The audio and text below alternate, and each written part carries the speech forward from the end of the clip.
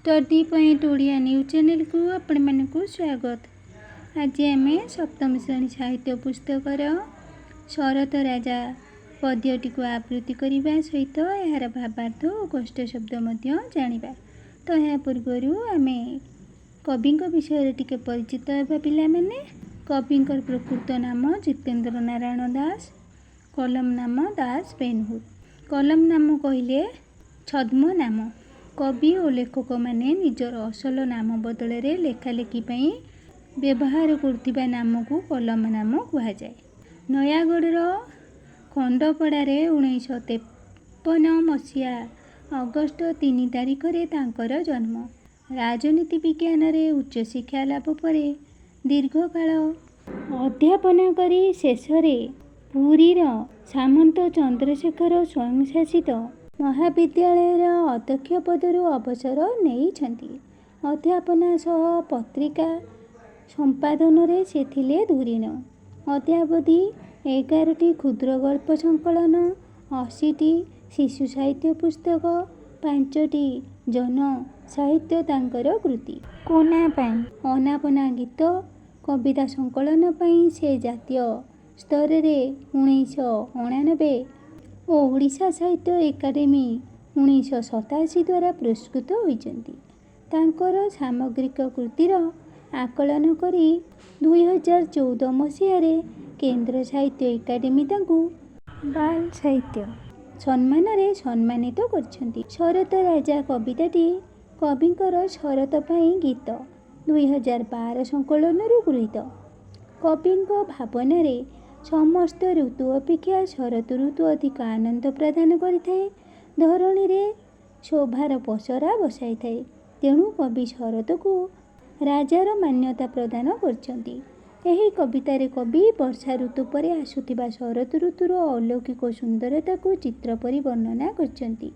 प्रकृति केमिति वर्षा शेष पर नवरूप नैते ताहार एक सुंदर दृश्य एही कवितारे कवि वर्णना करछंती। आषाढ़ श्रावण आसिले माड़ी झांझी पलैला कुआड़े छाड़ी मला नईथिला केउठी सोई धाइला होइलो बाउला होई। ताले एठारे झांझी कहिले लेखिनिय पिला माने कष्ट शब्द गुड़िक। झांझी कहले प्रचंड गरम, बाउला कहले पागल हेबा, बतास कहले पवन, धाइलार अर्थ दौड़िबा। कवि एठारे वर्षा ऋतु आसिबा परे प्रकृतिर सुंदर रूप विषय बुझाई कहउचंती जे खरा दिन शेष होगा पर जेतेबेले आषाढ़ और श्रावण मासर कला मेघ आकाश रे माड़ी आसती सेतेबेले ग्रीष्म दिनर सेही प्रबल झांझी पवन सबु किछि छाड़ी कुआड़े पलई जाए। वर्षा पानी पाइबा मात्रे खरा दिने सुखी शोई पड़िथिबा सेही मला नई गुड़िक हठात पानी रे भरी जाई पागल बा बाउला हेला भली खूब जोर रे आगुकु धाइबाकू लागंती। बिजुली बतास पवन पानी किए तांको नेता न हुए जानी पटुआर तांको देखिब किस सभिए आसंती फुलाई निश।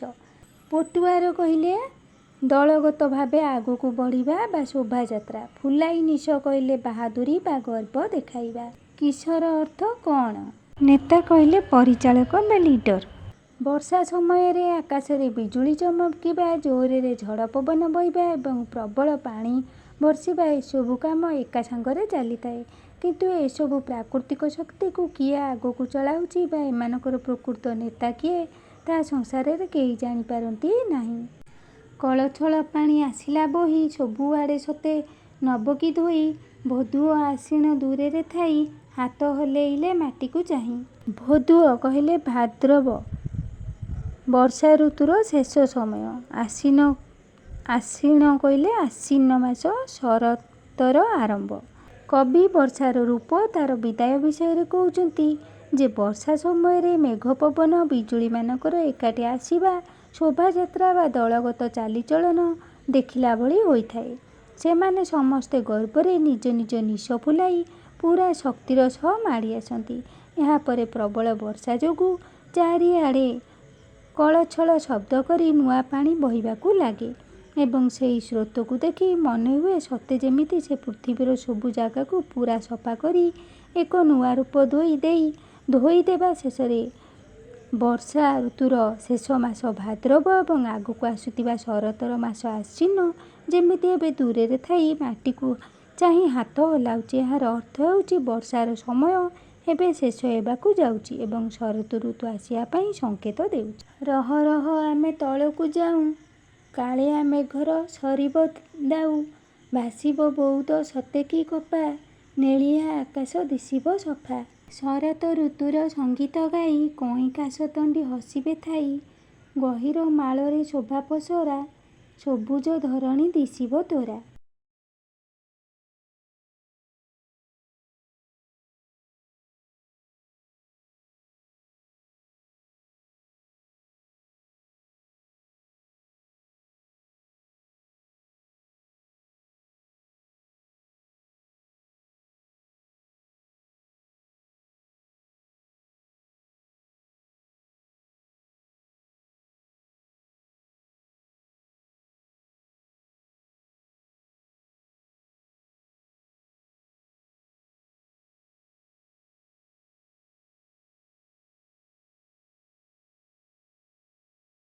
ଦାଉର ଅର୍ଥ କଷ୍ଟ, ବଉଦର ଅର୍ଥ ମେଘ, ନେଳିଆ ଅର୍ଥ ନୀଳ ରଙ୍ଗ।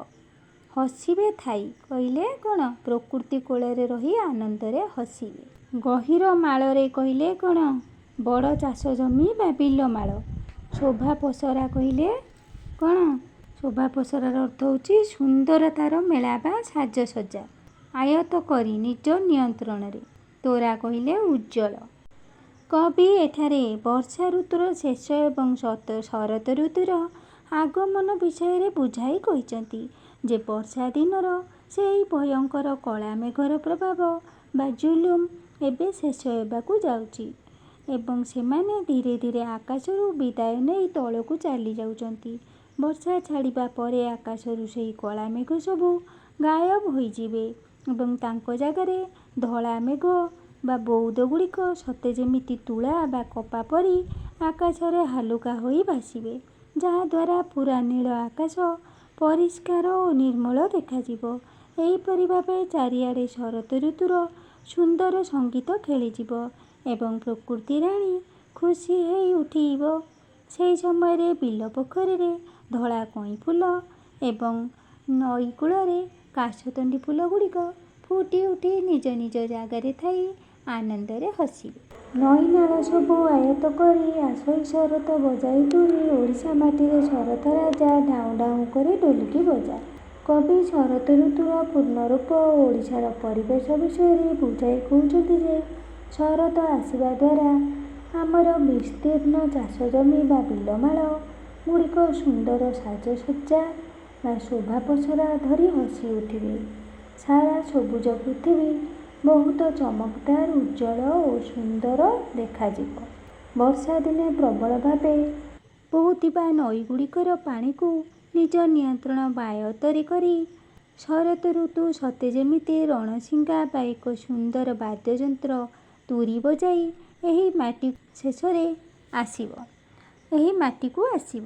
ଶେଷରେ କବି କହିଛନ୍ତି ଆମ ଓଡ଼ିଶା ମାଟିକୁ ଏବେ ଶରତ ରାଜା ଆସିଯାଇଛନ୍ତି, ତେଣୁ ସମସ୍ତେ ଖୁସିରେ ଢାଉଁ ଢାଉଁ ଶବ୍ଦ କରି ଢୋଲ ବଜାଇ ତାଙ୍କୁ ସ୍ୱାଗତ କର, କାରଣ ଏହି ଋତୁ ଓଡ଼ିଶା ପାଇଁ ପାର୍ବଣ ଓ ଆନନ୍ଦର ସମୟ ଆଣିଥାଏ। ତାହେଲେ ପିଲାମାନେ, ଏହା ଥିଲା ଆଜିର ଭିଡ଼ିଓ। ଯଦି ତୁମମାନଙ୍କୁ ଆଜିର ଭିଡ଼ିଓ ଭଲ ଲାଗିଥାଏ ତାହେଲେ please do like, share and subscribe my channel. ରହୁଛି, ଧନ୍ୟବାଦ।